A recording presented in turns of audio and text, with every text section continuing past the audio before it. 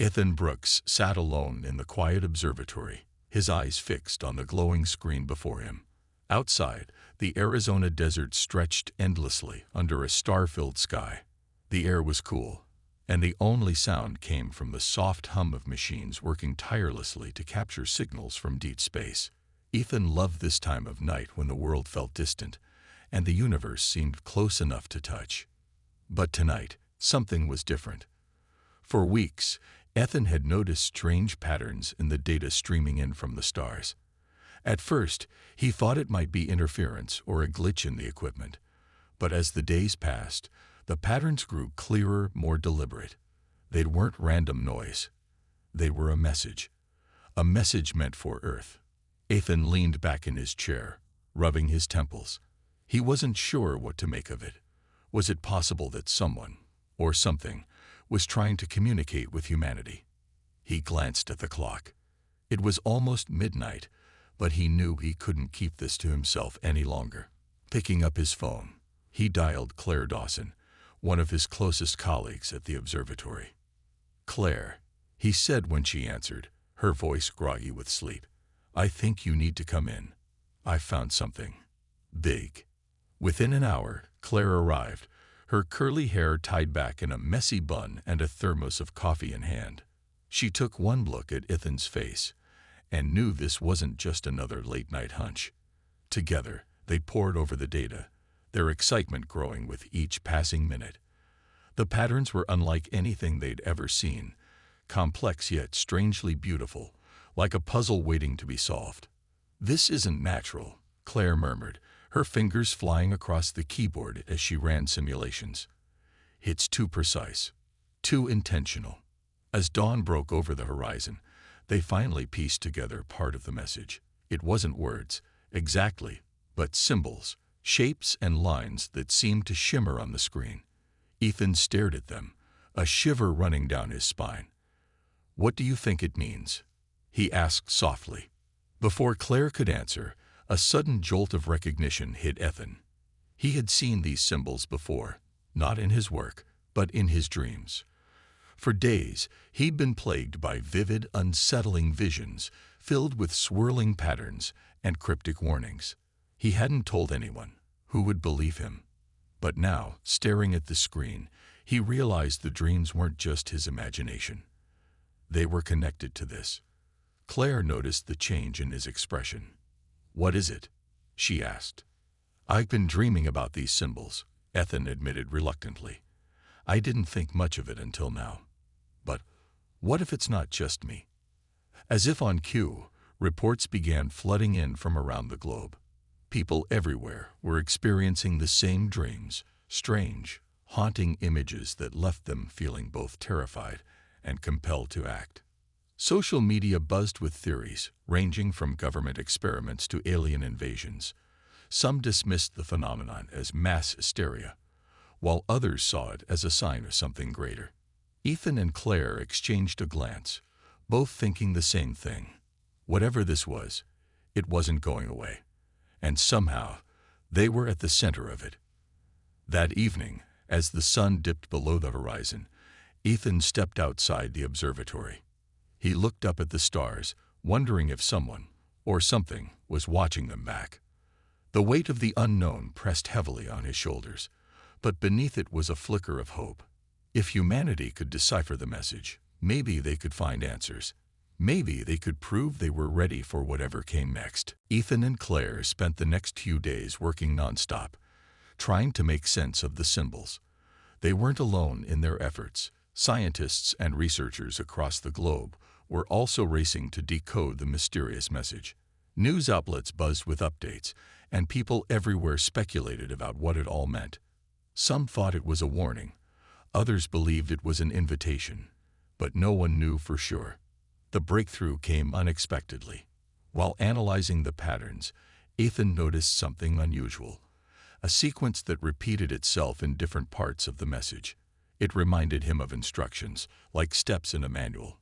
He shared his idea with Claire, who immediately began testing it. Hours later, they realized the symbols weren't just random shapes. They were blueprints. Blueprints for building something called the Nexus Core. "It's a machine," Claire said, her voice trembling with excitement as she stared at the screen. "A device designed to communicate, maybe even open a connection with whoever sent the message." But constructing the Nexus core wasn't going to be easy. The blueprints required materials and technology far beyond what most countries had access to.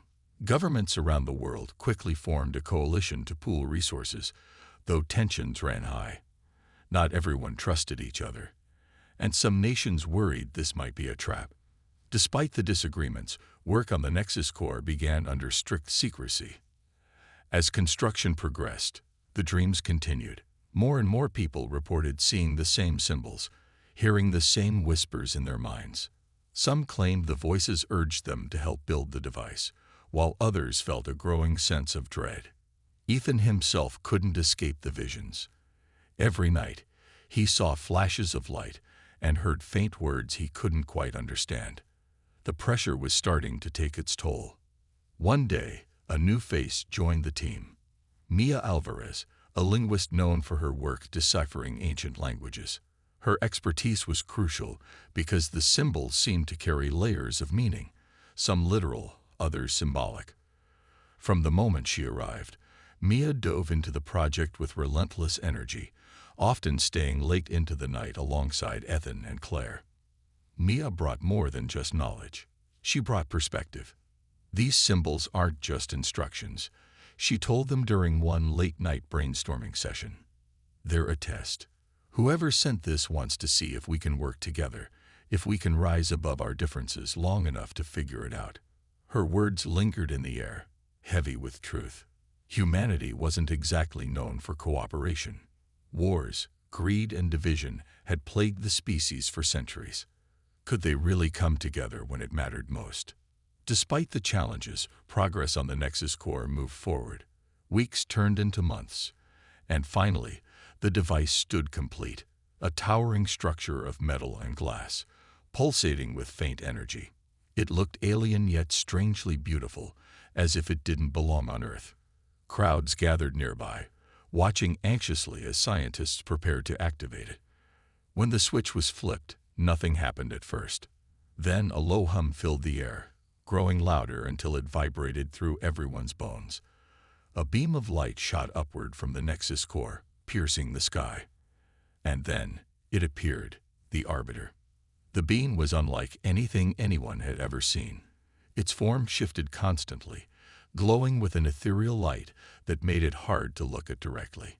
Yet, its presence was undeniable.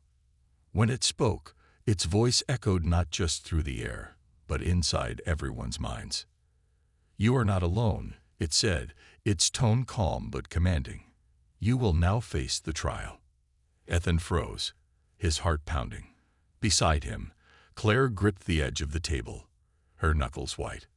Maya stood still, her eyes wide with awe. None of them spoke, none of them could. The Arbiter continued, explaining that countless civilizations before humanity had faced the same challenge. Each had been judged on their ability to overcome greed, violence, and self-destruction. None had succeeded. If humanity failed, it would meet the same fate: extinction. For a moment, there was silence. Then, chaos erupted. People shouted questions, demanded answers, or simply stared in stunned disbelief. Ethan felt a wave of fear wash over him. But beneath it, there was something else: determination. Whatever the trial entailed, humanity had no choice but to face it head-on. The Arbiter's announcement sent shockwaves across the planet. Within hours, news of the trial spread to every corner of the globe. People gathered in streets, homes, and public squares, trying to process what they had just witnessed. The being's words echoed in their minds, impossible to ignore. Humanity was being tested, and failure meant extinction. Ethan, Claire, and Maya found themselves at the center of the chaos. Governments and organizations looked to them for guidance, seeing them as the ones who had unlocked the message and built the Nexus core. But none of them felt ready for such responsibility. They were scientists, not leaders. Still, they knew they couldn't step back now. The first test came sooner than anyone expected. The Arbiter's voice returned, calm but firm. "Your trial begins," it said. "Prove your worth." Suddenly, screens everywhere, televisions, phones, even billboards, lit up with a strange simulation. It showed a world where resources were scarce. Food supplies dwindled, water became polluted, and energy sources ran dry. In this scenario, communities had to decide how to share what little they had left. The catch: there wasn't enough for everyone. At first, people tried to cooperate. Leaders held meetings, and citizens formed groups to discuss solutions. But as tensions rose, so did fear. Some hoarded supplies, locking away food and water for themselves. Others resorted to violence, breaking into stores or attacking neighbors. Chaos erupted in cities around the globe. Ethan watched the news with growing dread. He saw families fighting over cans of food, protests turning into riots, and governments struggling to maintain order. It was clear that humanity's flaws were being exposed. Greed and panic were taking over, threatening to destroy everything before the trial even began. Claire spent her days analyzing data from the simulation, looking for patterns. She noticed that while many failed the test, some communities managed to work together. Small towns and villages often fared better than larger cities because people knew each other personally. Trust made all the difference. Mia, meanwhile, traveled to different areas, speaking with people directly. She wanted to understand why some succeeded while others crumbled. What she found surprised her. In places where people focused on shared goals instead of individual survival, cooperation flourished. Acts of kindness, even small ones, like sharing a meal, often inspired others to do the same. Despite the darkness, there were moments of hope. Ethan remembered hearing about a group of farmers in Brazil who pooled their remaining crops to feed an entire town. Claire read about a neighborhood in Canada where residents took turns guarding each other's homes to prevent looting. Mia met a teacher in Kenya who organized classes for children, giving them a sense of normalcy amid the chaos. These stories gave Ethan and his team strength. They realized that humanity wasn't doomed, it just needed reminders of what truly mattered. Together, they worked to spread these examples of unity, using social media and broadcasts to inspire others. Their message was simple: we're stronger when we stand together. But not everyone agreed. Powerful figures, like Senator Richard Hayes, argued that national interests should come first. He believed countries should focus on protecting their own citizens rather than helping strangers abroad. His speeches gained traction, fueling division and distrust. As the first test dragged on, Ethan couldn't help but wonder if humanity would pass. The arbiter hadn't given them a deadline, but the strain was already showing. People were exhausted, scared, and losing faith. Yet, deep down, Ethan clung to hope. If even a fraction of humanity could rise above its flaws, maybe, just maybe, they could prove themselves worthy. For now, all they could do was keep moving forward, one step at a time. The second test arrived without warning, catching humanity off guard. One morning, people woke up to find small, glowing orbs floating near them, on their bedside tables, kitchen counters, or even outside their windows. The orbs pulsed softly, emitting a warm light that seemed almost alive. When touched, they revealed a simple yet profound message: give something precious to help another. At first, confusion spread. What did it mean? Was this another trick? But as the day went on, the instructions became clearer. Each person had to choose something valuable to them and give it away to someone in need. It could be money, possessions, time, or even emotional support, but the choice had to come from the heart. Ethan stared at the orb sitting on his desk, its light flickering gently. He thought about what he could give. His mind drifted to his old telescope, a gift from his late grandfather. It was one of his most treasured belongings, but he knew there were kids in his community who loved science and couldn't afford such equipment. With a deep breath, he decided to donate it to a local school. Claire faced her own dilemma. Her father had been battling a rare illness for years, and she had recently received access to an experimental treatment that might save him. But the treatment was expensive, and only a few doses were available worldwide. She wrestled with her conscience, knowing how much her father needed it. Yet, when she heard about a young girl in a nearby city waiting for the same treatment, she made the painful decision to give hers away. Mia's test felt different. She didn't have many possessions, but she valued her time deeply. For years, she had avoided visiting her estranged brother, blaming him for past mistakes. Now, the orb seemed to whisper that forgiveness was the greatest gift she could offer. After hours of hesitation, she picked up the phone and called him. Their conversation was awkward at first, but by the end, tears flowed freely as they began to heal old wounds. Not everyone responded so selflessly. Some ignored the orbs entirely, refusing to part with anything. Others gave reluctantly, choosing items they didn't care about just to get the task over with. And then there were those who tried to cheat the system, stealing from others to appear generous while keeping their own treasures safe. As the days passed, stories of both sacrifice and selfishness filled the news. A wealthy businessman in New York donated half his fortune to fund clean water projects in Africa. A single mother in Texas sold her car to pay for medical bills of a neighbor's child. On the other hand, riots broke out in parts of Europe as people accused each other of hoarding resources or faking generosity. Senator Richard Hayes criticized the entire process, calling it unfair and impractical.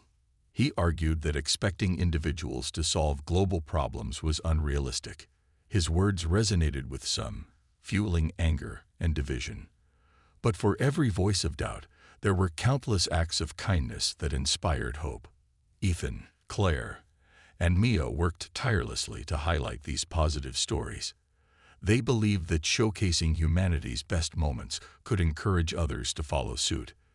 Through interviews, social media campaigns, and public speeches, they reminded people that even small sacrifices could make a big difference. By the time the second test ended, the world felt changed. Communities had grown closer, bound by shared struggles and acts of compassion. People began to see themselves not as isolated individuals, but as part of something larger, a fragile yet resilient web of life. Yet, the arbiter remained silent, offering no feedback on how humanity had performed. Ethan often found himself staring at the Nexus core, wondering if they had done enough. Had their efforts been enough to pass the trial? Or would the next challenge reveal their weaknesses once again?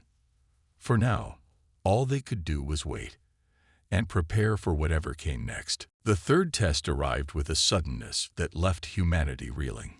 One moment, life seemed to be returning to normal, or as close to normal as it could get under the shadow of the trial. And the next, the world was plunged into chaos. The arbiter's voice echoed once more, calm yet unyielding. Your unity will now be tested. Cooperate or face annihilation. Without warning, screens flickered to life again, this time displaying a horrifying simulation. Earth was under attack by an alien force, a relentless swarm of ships descending from the sky, obliterating cities and scattering humanity into panic. But this wasn't real. It was another test. The invaders were part of the trial, designed to see if humanity could put aside its differences and work together against a common enemy. At first, nations scrambled independently, each trying to defend itself without considering the bigger picture. Military forces clashed not just with the simulated invaders, but also with each other, as old rivalries flared up in the heat of desperation. In some regions, governments collapsed entirely, leaving civilians to fend for themselves. Fear spread faster than any weapon, tearing communities apart. Ethan watched the unfolding disaster from the observatory, his stomach churning.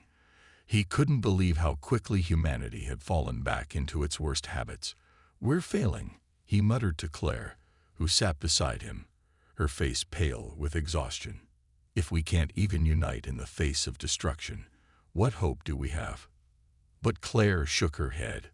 "It's not over yet. Look closer. Not everyone is giving up." She pointed to reports coming in from around the globe. In one instance, a group of farmers in Ukraine had teamed up with local soldiers to create makeshift defenses, protecting their villages from the simulated assault. In another, scientists in Japan and South Korea, historically tense neighbors, had pooled their resources to develop countermeasures against the invaders' technology. Even ordinary citizens were stepping up, organizing supply chains and evacuation routes for those in danger. Mia played a crucial role during this phase of the trial. Using her skills as a mediator, she traveled between conflicting groups, urging them to set aside their grievances and focus on survival. Her words carried weight because she spoke not just as a linguist, but as someone who had seen humanity at both its worst and its best. This isn't about borders or politics, she told a room full of skeptical leaders. This is about staying alive. For all of us. Her efforts paid off in unexpected ways. Slowly, fragile alliances began to form. Nations shared intelligence, troops coordinated attacks, and civilians volunteered to help however they could. It wasn't perfect. There were still betrayals, arguments, and moments of doubt, but progress was undeniable. Still, resistance remained. Senator Richard Hayes continued to push for isolationist policies, arguing that countries should prioritize their own survival above all else. His stance gained traction among certain factions, leading to violent clashes between pro-cooperation and anti-cooperation groups. Ethan often found himself frustrated by the senator's stubbornness, but Maya reminded him that change took time. Not everyone will agree, she said, but every small victory counts. As the simulated war dragged on, humanity's resilience began to shine through. Cities once on the brink of collapse rallied together, turning the tide against the invaders. Innovations born from collaboration gave humans an edge, allowing them to fight back effectively. For the first time since the trial began, there was a glimmer of hope. When the simulation finally ended, silence fell over the world. People waited anxiously for the arbiter's verdict, unsure if their efforts had been enough. Ethan, Claire, and Maya stood near the Nexus core, holding their breath. They had done everything they could to unite humanity, but had it been enough to pass the test? The fourth test brought a new kind of challenge, one that hit closer to home than anything before. When the arbiter spoke again, its voice carried a tone of sorrow. "Your world is fragile," it said. "Prove you can protect it." Suddenly, the skies above Earth darkened, and a chilling simulation unfolded. The air grew thick with smoke as wildfires raged across continents. Oceans rose, swallowing cities and displacing millions. Crops withered under relentless heat, leaving fields barren and stomachs empty. The simulation showed humanity a grim future, a planet ravaged by unchecked pollution, deforestation, and climate change. At first, many dismissed it as another abstract scenario. After all, they had faced alien invasions and resource shortages already. This felt almost mundane in comparison. But as days passed, the weight of the situation sunk in. This wasn't just about survival. It was about responsibility. Humanity had caused these problems, and now they were being forced to confront them head-on. Ethan, Claire, and Mia worked tirelessly to rally people around the globe. They knew this test wasn't just about stopping the simulated disasters. It was about changing mindsets. If humanity wanted to prove itself worthy, they had to show they could care for their planet instead of exploiting it. Claire focused on finding solutions. She collaborated with scientists and engineers to design cleaner energy sources and sustainable farming techniques. Her team developed machines capable of filtering toxins from rivers and planting trees at an unprecedented rate. It was exhausting work, but she refused to give up. "If we don't fix this now," she told Ethan one evening, "we'll never get another chance." Mia took a different approach. She traveled to communities hardest hit by the simulation, listening to their stories and sharing her own. She reminded people that protecting the environment wasn't just about saving forests or oceans, it was about saving themselves. In India, she met farmers struggling to grow crops in simulated drought conditions. Together, They experimented with drought-resistant seeds and water conservation methods.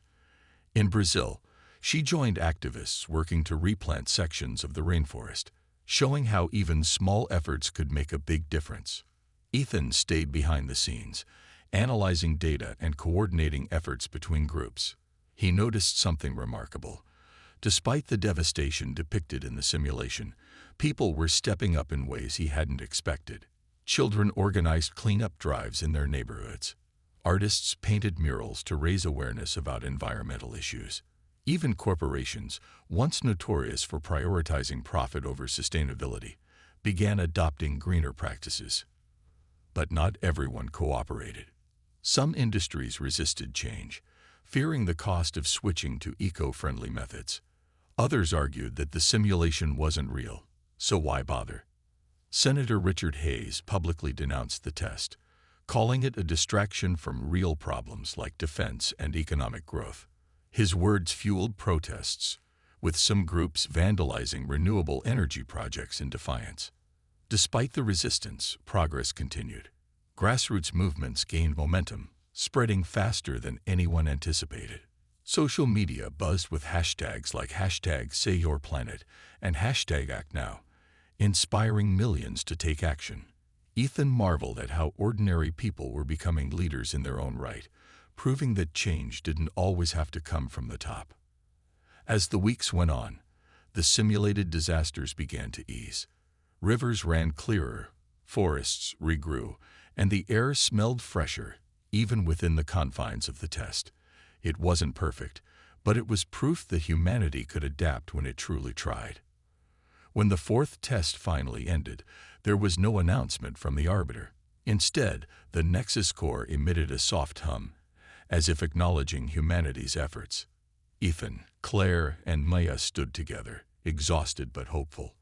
They had seen what humanity was capable of, and what it still needed to overcome. The fifth and final test arrived without warning, catching humanity off guard. The arbiter's voice returned, softer this time, but no less serious. "Your past defines you," it said. "Face it, and find redemption." As the words faded, people around the world felt a strange pull, a deep ache in their chests that seemed to reach into their very souls. Suddenly, memories they had long buried resurfaced with vivid clarity. Mistakes, regrets, guilt, all of it came rushing back like a flood. Everyone was forced to confront their worst moments, reliving them as if they were happening all over again. Ethan found himself standing in his childhood home, staring at the staircase where his younger brother, Liam, had fallen years ago. He had been there when it happened, too scared to help, frozen by indecision. For decades, he had convinced himself it wasn't his fault, but now the truth hit him like a hammer.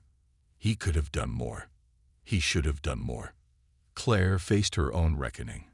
She remembered the night she argued with her father before leaving for college, slamming the door and refusing to look back. They had never reconciled, and now he lay sick in a hospital bed. His illness a constant reminder of the words she hadn't said. Tears streamed down her face as she realized how much time she had wasted holding on to anger instead of forgiveness. Mia's test was different but equally painful. She saw herself as a teenager, shutting out her older brother after he made a mistake that embarrassed their family. Years of silence stretched between them, filled with missed birthdays, holidays, and chances to reconnect. Now, trapped in this memory, she felt the weight of every unspoken apology. But it wasn't just individuals who were affected. Entire communities were forced to confront their shared histories, wars, injustices, betrayals. In some places, old wounds reopened, sparking fresh conflicts. People shouted, cried, and lashed out, overwhelmed by the pain they had tried so hard to forget. Yet, amid the turmoil, something remarkable began to happen. As people faced their regrets, many chose to act. Ethan picked up the phone for the first time in years and called Liam.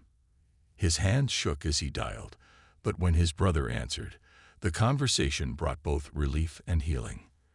"I'm sorry," Ethan whispered, his voice cracking. "I should have been there for you." To his surprise, Liam simply replied, "It's okay. We can start over." Claire visited her father in the hospital, sitting by his bedside and holding his hand.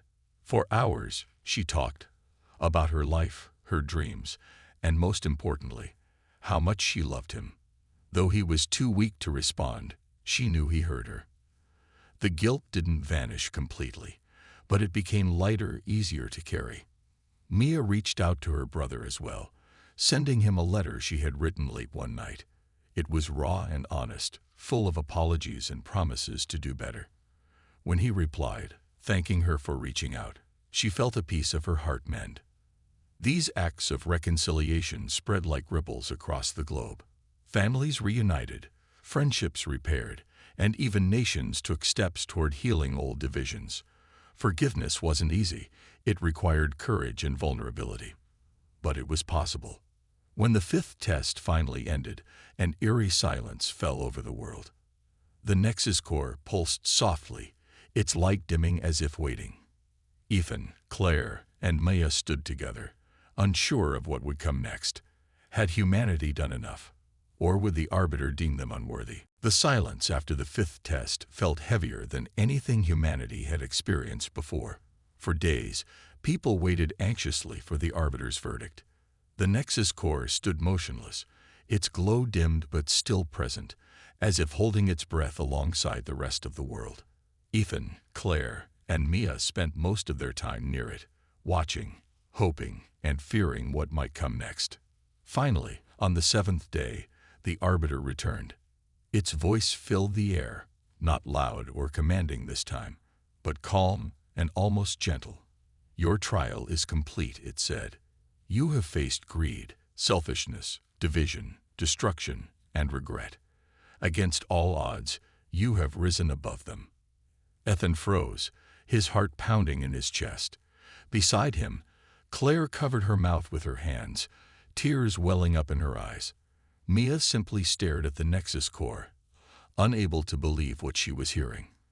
"You are flawed," the Arbiter continued, "but you are also capable of growth, sacrifice, unity, and redemption.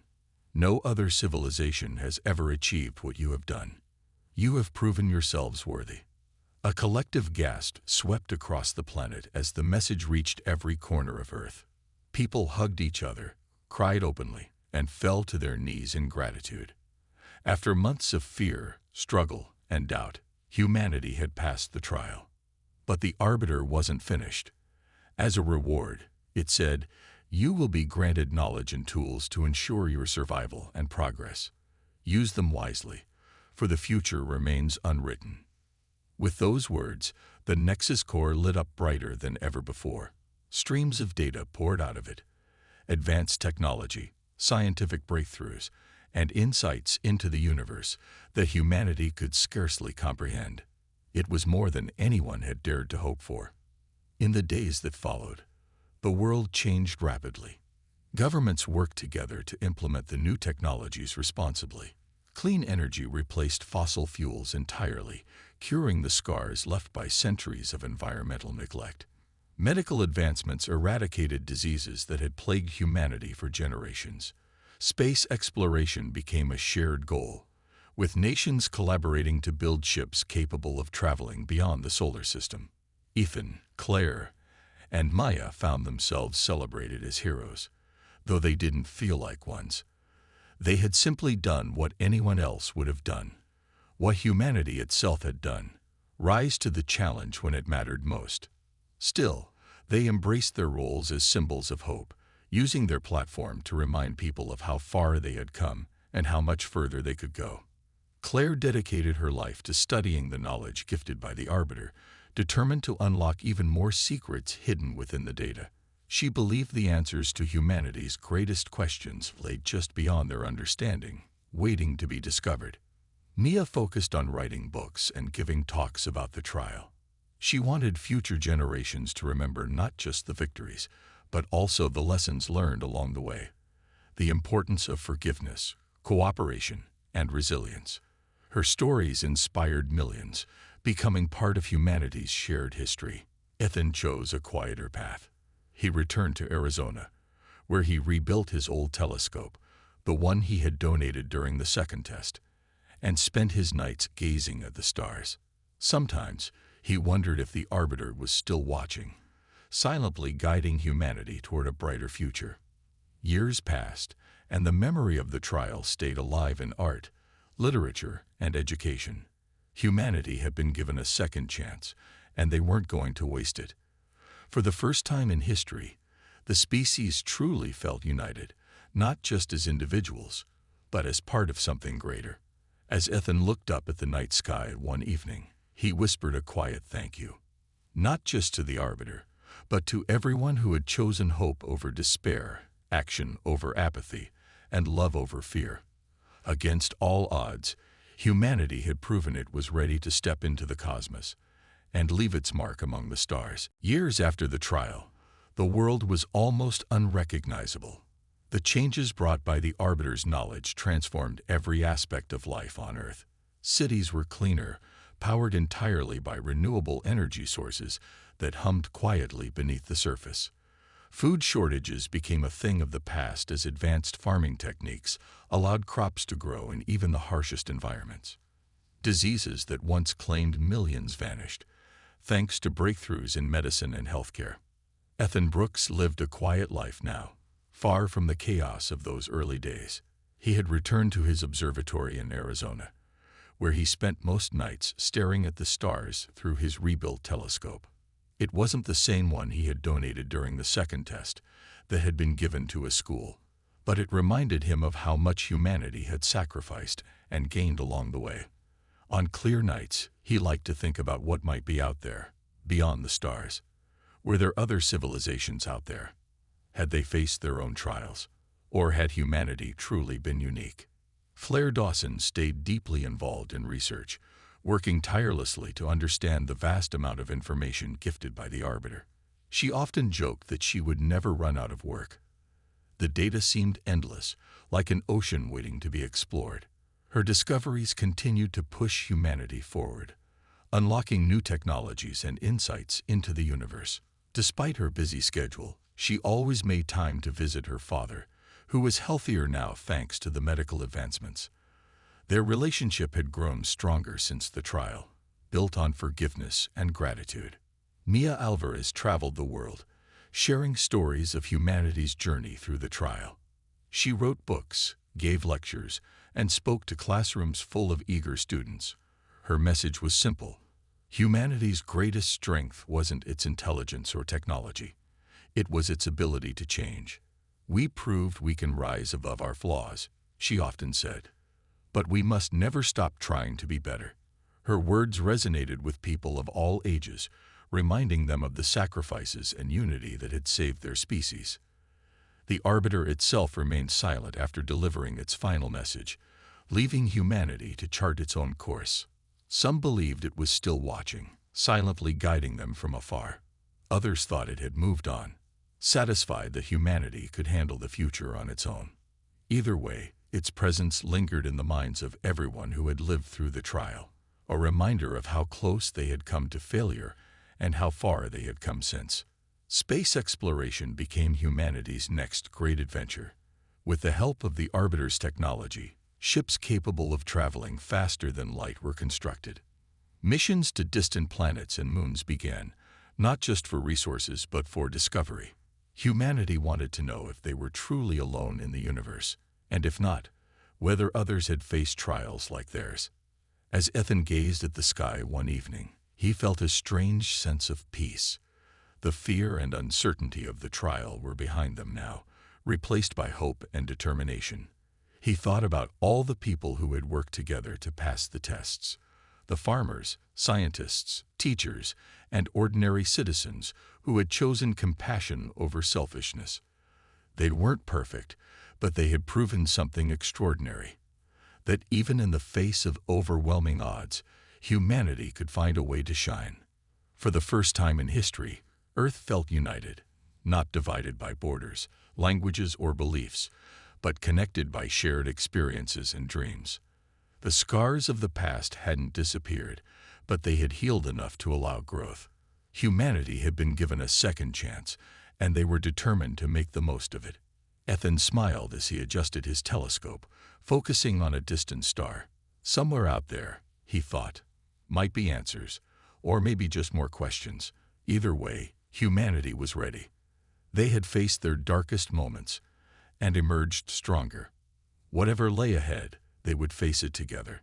And so, under the vast expanse of the cosmos, Ethan whispered a single word aloud.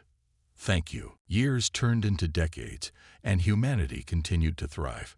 The lessons of the trial became a cornerstone of their culture, taught in schools and celebrated in festivals. People often spoke of the Arbiter not as a distant judge, but as a guide that had pushed them to see their true potential. Though it had vanished after delivering its final message, its presence was still felt in every corner of Earth and beyond. Ethan Brooks grew older, his hair streaked with gray, but his passion for the stars never faded. He spent less time at the observatory now, leaving much of the work to younger astronomers who shared his curiosity. On quiet evenings, he sat outside his home, gazing at the night sky through a small handheld telescope. It was humbling, he thought, to know how small humanity was compared to the vastness of the universe. Yet they had proven something remarkable. Even the smallest light could shine brightly when it refused to give up. Claire Dawson's research reached new heights, uncovering secrets about the cosmos that changed how humanity viewed itself. She discovered evidence of ancient civilizations scattered across distant galaxies, some long gone, others still thriving. These findings sparked debates about whether those civilizations had faced trials of their own. Claire often wondered if any of them had succeeded, or if humanity truly was unique. Her work inspired countless young scientists, many of whom followed in her footsteps, eager to explore the mysteries she had uncovered. Mia Alvarez became a legend in her own right. Her books and lectures were passed down through generations, ensuring that no one forgot the struggles and triumphs of the trial. Even in old age, she traveled the world, speaking to crowds large and small. Never stop asking questions, she would say, and never stop believing you can be better. Her words carried weight because they came from someone who had seen humanity at its worst and its best. Space exploration flourished, driven by both ambition and gratitude. Humanity built colonies on Mars, mining operations on asteroids, and research stations orbiting Jupiter's moons. Each mission carried a plaque engraved with the same message: for all who dared to hope. It was a reminder of where they had come from and how far they had yet to go. One day, nearly 50 years after the trial, an unexpected event shook humanity once more. A signal arrived from deep space, a message encoded in the same symbols that had first appeared during the trial. Scientists around the globe worked together to decode it, and when they did, they found a simple phrase: "You are not alone." The message came from a planet orbiting Proxima Centauri, the closest star to Earth. It wasn't just a greeting, it was an invitation. Humanity debated long and hard about whether to accept. Some feared it might be another test, while others saw it as an opportunity to share what they had learned. In the end, the decision was unanimous. A ship equipped with the Arbiter's technology prepared for the journey, carrying representatives from every nation. As the ship launched into the stars, Ethan watched from his porch, tears streaming down his face. Claire stood beside him, holding his hand, while Mia waved proudly from the crowd gathered below. They knew this was only the beginning of a new chapter, a chance for humanity to show the universe what they had become. In the decades that followed, humanity reached out to other civilizations, sharing stories of their trial and learning from theirs. They discovered that while each species was different, they all struggled with the same questions. Who are we? Why are we here? What can we do to make things better? Ethan passed away peacefully one winter night, his eyes fixed on the stars until the very end. Claire and Mia joined him in the years that followed, their legacies secure. But their work, and the work of billions, lived on. Humanity had proven itself worthy not just of survival, but of connection, growth, and hope. And as ships ventured farther into the cosmos, carrying the spirit of unity born from the trial, one truth remained clear: Against all odds, humanity had risen above its flaws. They had earned their place among the stars, and they were ready to keep shining.